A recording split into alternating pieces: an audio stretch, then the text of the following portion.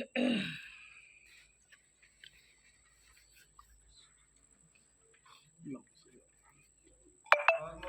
آل محمد صلوات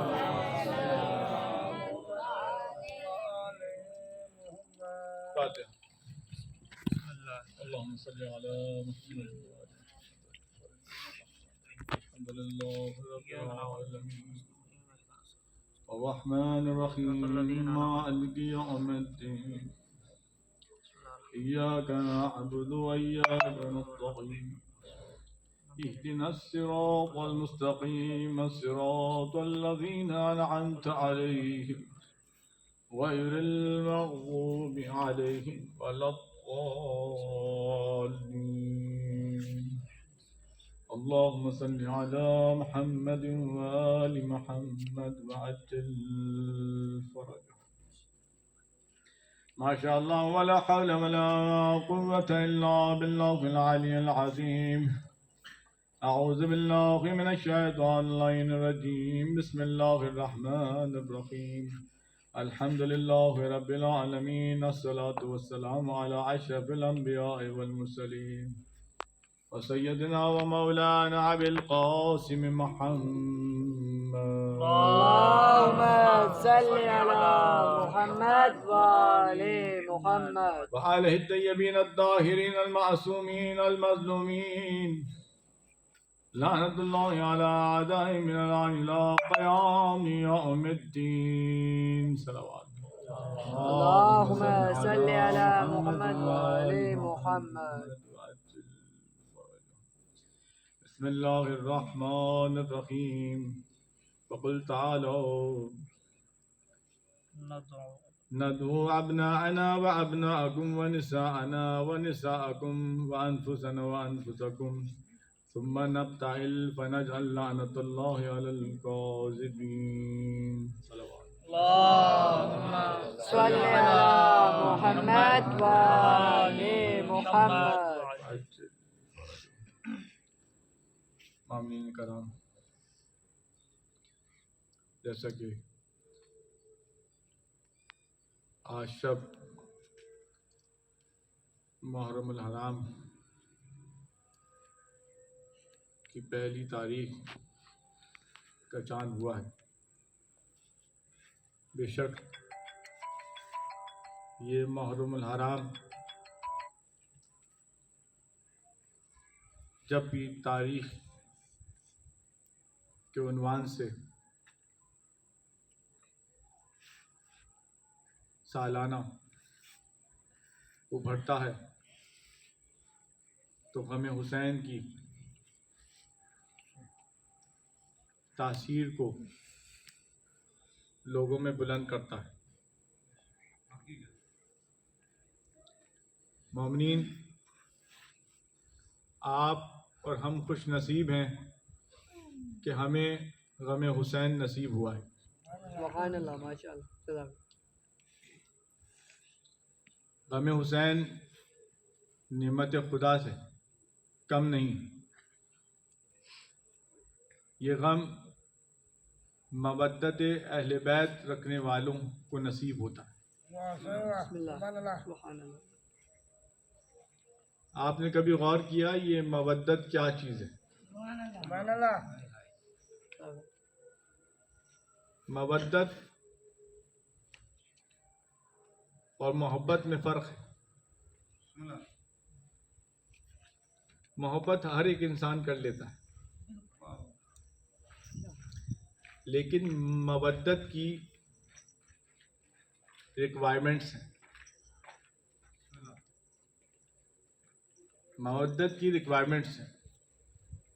محبت ہر ایک انسان کر لیتا ہے، لیکن مودت کی ریکوائرمنٹس ہیں. کیا ریکوائرمنٹس ہیں؟ ذرا غور کریں اس بات پر. جب ہم کسی سے محبت کرتے ہیں تو فقط محبت کر کے اس سے اپنائیت کا اظہار کرتے ہیں. لیکن جب قربانی کا وقت آتا ہے تو کوئی شاذ و نادر اس قربانی کو سمجھنے کی کوشش کرتا ہے. بے شک اور محبت کو اپنی آنکھوں سے نفرت میں بدلتے ہوئے دیکھتا ہے. لیکن جب ہم مودت کی بات کرتے ہیں نا تو مودت آپ کو کچھ اور بتاتی ہے. سبحان اللہ. آپ جب کسی سے محبت کریں گے تو فقط محبت ہوگی، اور جب مودت کریں گے تو اس شخصیت سے جس آپ محبت کر رہے ہیں اس کی کوالٹیز آپ کے کردار میں نظر آئیں. ماشاءاللہ سبحان اللہ. جزاک یہ مودت کا اعجاز ہے. یعنی فقط آپ کی شخصیت سے محبت ہوگی بلکہ آپ اس کے کردار بھی نظر ڈالیں، اللہ سبحان اور اللہ. کردار پر نظر ڈالنے کے ساتھ اس کردار کو اپنایا، جزاک اللہ. اسے مودت کہتے ہیں. ماشاءاللہ جزاک اللہ. قرآن مجید میں جہاں مودت کا لفظ آ رہا ہے نا وہ اسی انداز سے آ رہا ہے. سبحان اللہ. ماشاءاللہ. قُلْ لَا أَسْأَلُكُمْ عَلَيْهِ أَجْرًا إِلَّا مَوَدَّةَ الْأَهْلِ الْقُرْبَى. ذرا غور طلب بات ہے یہ. سبحان اللہ. اے حبیب کہہ دیجئے میں تم سے اجر رسالت کچھ نہیں مانگتا الا مودت الاہل القربہ. یہ قرابت دار کون ہیں؟ نبی کے. سبحان اللہ. سبحان اللہ. ماشاءاللہ. جن کی مودت مانگ رہے ہیں نبی. سبحان اللہ. غور کریں. 1,01,000 کم 24,000 پیغمبران دین آدم سے خاتم تک کی جو محنت ہے وہ دین خدا ہے.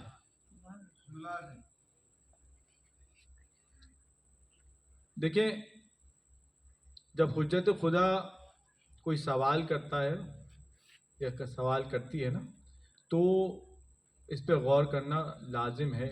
بندگان خدا مخلوق خدا پر غور کرنا واجب ہے. مودت مانگ رہے ہیں، عمل بھی مانگ رہے ہیں. میں نے آپ کو پہلے ہی واضح کر دیا کہ یہ مودت مانگ رہے ہیں. صرف محبت نہیں کرنی ہے. ہاں ہمارے دل میں محبت ہے محمد و آل محمد کی، لیکن ہاں ہم سچ کو جھوٹ اور جھوٹ کو سچ سمجھیں گے. ایسی محبت نہیں چاہیے. سبحان اللہ. محبت ایسی نہیں چاہیے. چاہے ایک گاؤں کے، ایک قبیلے کے، ایک صوبے کے، ایک ملک کے یا پوری دنیا کسی غلط بات پر اکٹھا کیوں نہ ہو جائے، آپ نے حق کو نہیں چھوڑنا ہے. ماشاءاللہ. یہ نہیں کرنا ہے کہ اگر تعداد برا کرنے والوں کی زیادہ ہے تو ہم اس طرف چلے جائیں. ہم اس بات پر غور کریں کہ ہم کس کے ماننے والے ہیں. سبحان اللہ. سبحان اللہ. ماشاءاللہ. جزاک اللہ. ہم کس کے ماننے والے ہیں اور ہم کس طریقے سے اپنی زندگی کا تعین کریں کہ ان کی راہ، ان کی ڈگر پہ چلیں. حق کا راستہ بے شک کٹن ہوتا ہے لیکن یہ اللہ کی رضائیت تک پہنچاتا ہے. حق گوئی اس قدر اہم ہے کہ کہا جاتا ہے کہ اگر سولی پہ بھی چڑھایا جائے نا تو آپ اپنی حق گوئی کو نہ چھوڑیں.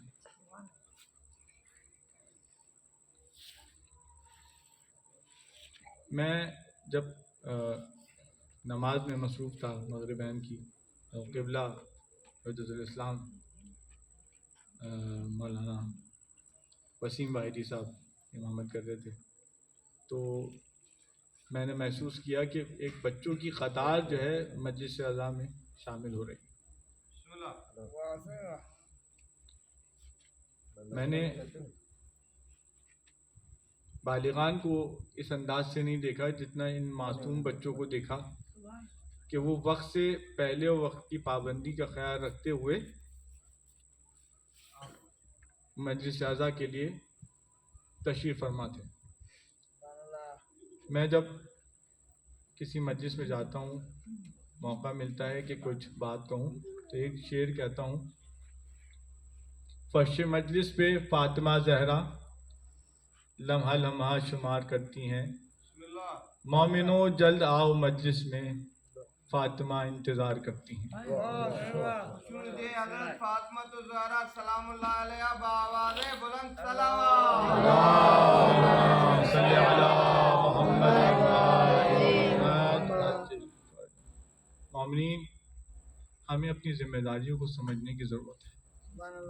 آیہ مبارکہ اس بات پر دلالت کر رہی ہے کہ مودت کے مفہوم کو سمجھیں، فقط محبت نہ کریں بلکہ اطاعت بھی کریں۔ اطاعت کریں سیرت معصومین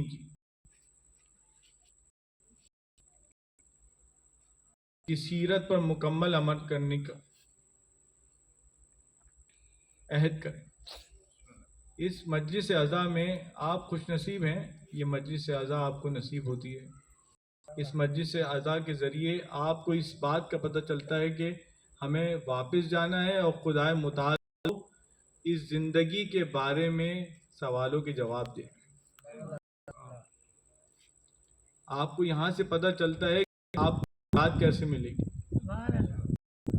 دیکھیں، ہر ایک آج کل کے دور میں ہر ایک بچہ ہو، چاہے وہ بڑے ہو یا نہ ہو، اس بات کو سمجھنا ہے کہ موت کو اتنے قریب سے دیکھنے لگا کہ موت سے کچھ مانوسی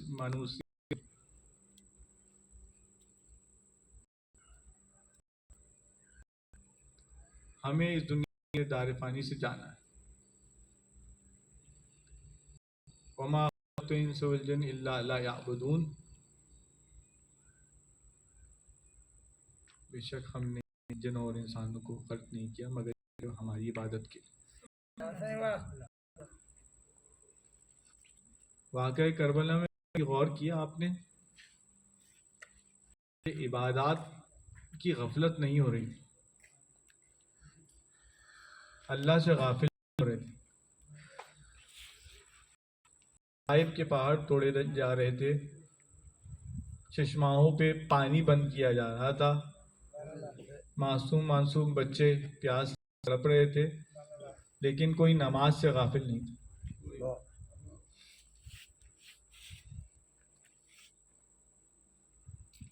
احباب مجلس، یہ فرش اعضاء سفینۃ النجات ہے۔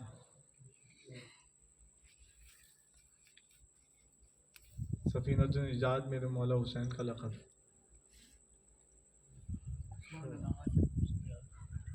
غور کریں آپ کو کس طریقے سے نجات کی نوید مل رہی ہے، اور یقین جانیں یہ بہت آسان ہے۔ اس دار دنیا میں فقط انسان ایک اچھی نیت کے لیے آیا ہے، وگرنہ اسے کچھ کرنا نہیں پڑتا، کیونکہ جب انسان اچھی نیت کرتا ہے تو پروردگار عالم لکھ لیتا ہے۔ سبحان اللہ، ماشاءاللہ۔ اور کیا جب ایک انسان اچھی نیت کرتا ہے تو فوراً پروردگار عالم لکھ لیتا ہے، اور گناہ کا ارادہ کر لیتا ہے، جب تک کر نہیں لیتا نہیں لکھتا۔ اچھا غور کریں اس بات پہ، یہ بڑی لطیف نقطہ ہے کہ یہ عدل کی تھوڑی سی منافی بات نہیں لگے گی آپ کو کہ ایک بات صرف نیت کے طور پر ہے اور اسے لکھ لیا؟ احسن عمل کا ارادہ کیا اور لکھ لیا، اور ابھی بدی کا ارادہ کیا ہے اور ابھی بدی انجام نہیں پائی تو نہیں لکھا. تو پوچھنے والے ناقص علم نے پوچھ ڈالا کہ یہ تو عدل کے منافی ہو گئی, اللہ عادل ہے, یہ کیا بات ہوئی؟ تو دلیل یہ ہے کہ جب انسان نیت صالح کرتا ہے تو خدا کی توفیق شامل حال ہو جاتی ہے, اور جس کام میں خدا کی توفیق شامل حال ہو جاتی ہے وہ الٹیمیٹلی ہوتا ہے, وہ ہر صورت میں ہوتا ہے, خدا کی مدد شامل حال ہو جاتی ہے.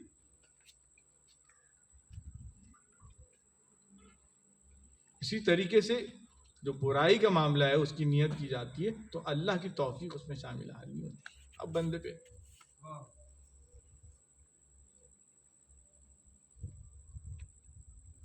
اللہ کی توفیق جس کام میں ہو وہ پورا ہوتا ہے, ٹھیک ہے نا, وہ اثر انجام پاتا ہے, اس لیے لکھ لیا جاتا ہے. اس کی یہ لاجک ہے. اب بات برابر ہوئی, عدل کے مطابق ہوئی. مومنین پیغام مجلس کو سمجھیں. ایام عزا ہمیں اپنے نفس پر غور کرنے کا درس, اپنی خواہشات نفسانی کو کنٹرول کرنے کا درس. جب ائمہ معصومین کی سیرت ہمارے سامنے اس مجلس اعضاء کے ذریعے فضائل و مناقب کی صورت میں آتی ہے تو ہمیں پتہ چلتا ہے کہ انسان کو زندگی کیسے گزارنی.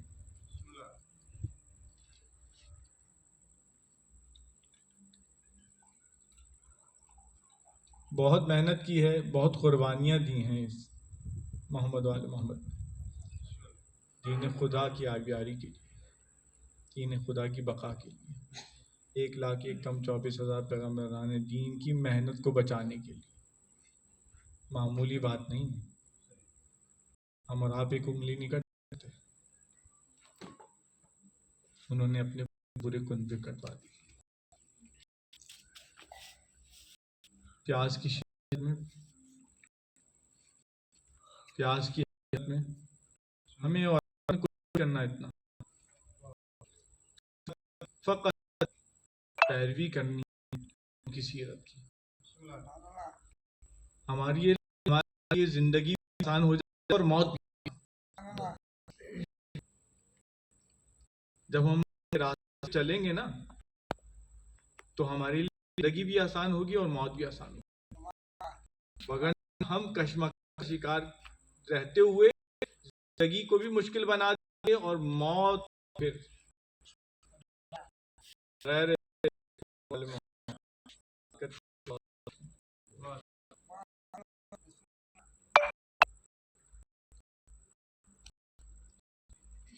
مومنین.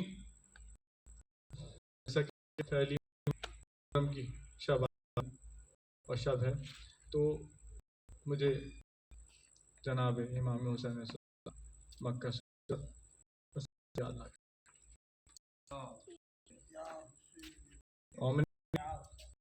میرے حسین نے عمرے سے بدلا اور کعبے کی حرمت کو بچایا. نواسہ رسول کے خون کے پیاسے کعبۃ اللہ میں داخل ہو گئے تھے اور قریب تھا کہ میرے مظلوم امام کو کربلا کی بجائے وہیں شہید کر. حرمت کعبہ کو بچایا ہے, میرے مظلوم امام نے حرمت کعبہ کو بچایا.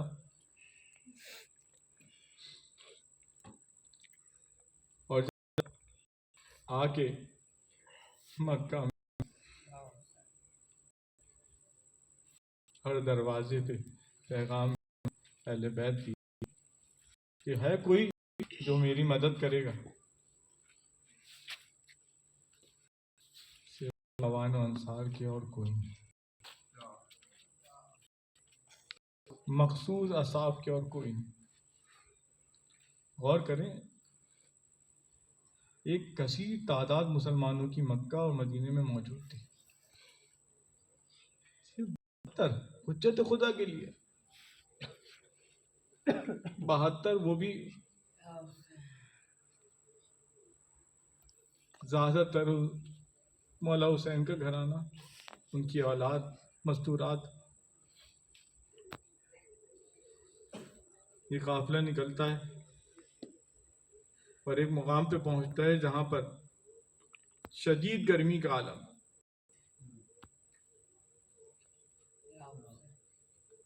شدید گرمی کا عالم ہے، اور صحرا میں ایک جوہر بن جاتا ہے. جب بارش ہوتی ہے تو ایک کئی مقام پہ جوہر بن جاتا ہے.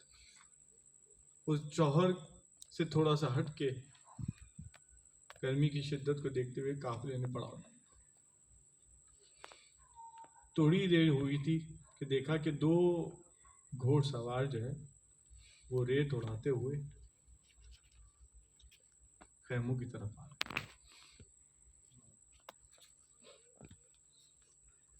مولا حسین کے غلام نے دیکھا کہ وہ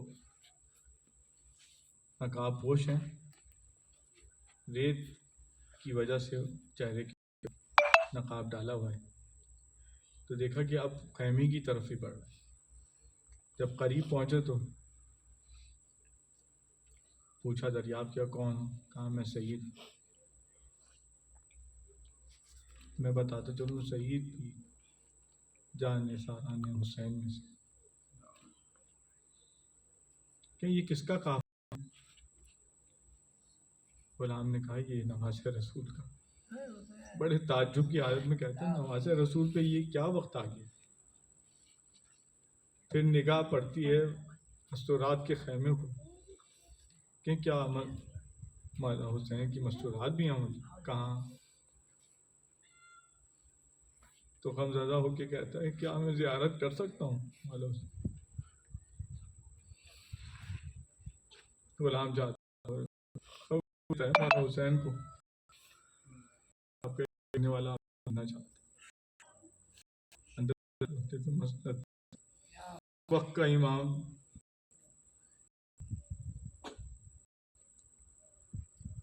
بیٹھا ہے انتظار میں.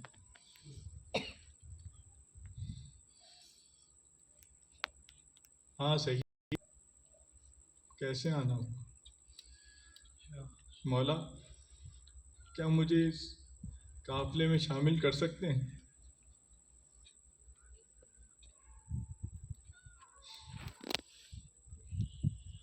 مولا حسین کہتے ہیں کہ کیوں نہیں صحیح.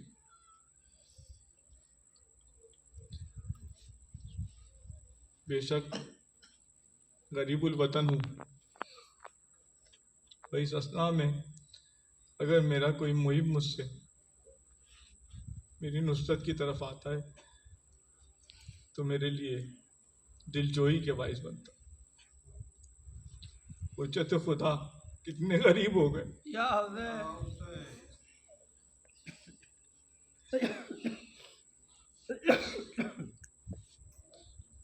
حجت خدا کی غربت کا اندازہ لگایا آپ نے، سفینت النجات کی غربت کا اندازہ لگا رہے ہیں.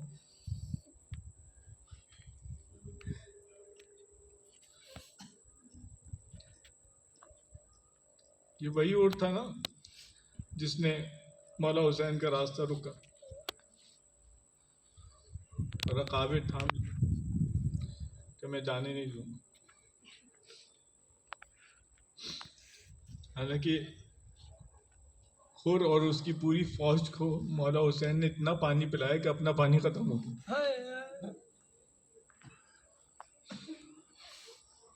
کہتا ہے میں آگے نہیں جانے دوں گا. مولا حسین نے کہا جا، تیری ماں تیرے غم میں روئی، تیرے غم میں بیٹھے. تو مولا کو مخاطب کر کے کہتا ہے کہ میں اس کا جواب دے سکتا تھا آپ کو، لیکن کیا کروں، آپ کی ماں سیدہ ہیں.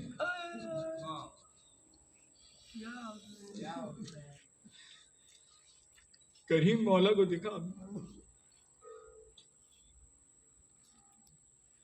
کریم مولا کو دیکھ، اپنے ساتھ کیے ہوئے گفتگو کو اگنور کیا، کہا میری ماں کی کچھ تو معرفت ہے نا اسے، بس اسی وقت ارادہ کر لیا میرے مولا نے کہ اسے معاف کر دیا۔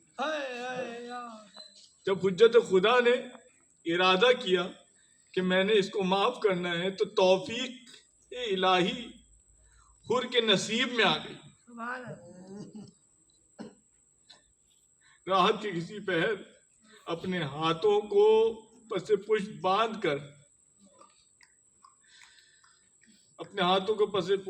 کر حر بارگاہ امام میں پہنچتا ہے، مولا مجھے معاف کر دیجیے، وقت کا امام بے ساختہ استقبال میں کھڑے ہو کے اپنے سینے سے لگا لیتا، اور میں نے تجھے معاف کیا، میں نے تجھے قبول کیا۔ وَسَيَعْلَمُ الَّذِينَ ظَلَمُوا أَيُّ مُنْقَلِبٍ يَنْقَلِبُونَ۔